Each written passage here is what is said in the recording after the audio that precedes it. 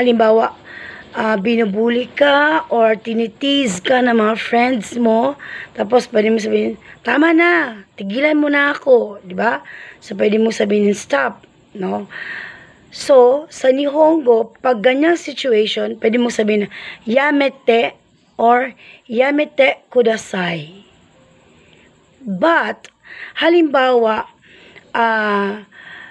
pag umuulan, tapos, halimbawa, huminto na yung ulan. Diba, sasabihin natin, the rain has stopped. Diba, ganun? Sa Nihongo naman, pag ganun, yanda. So, ame ga yanda.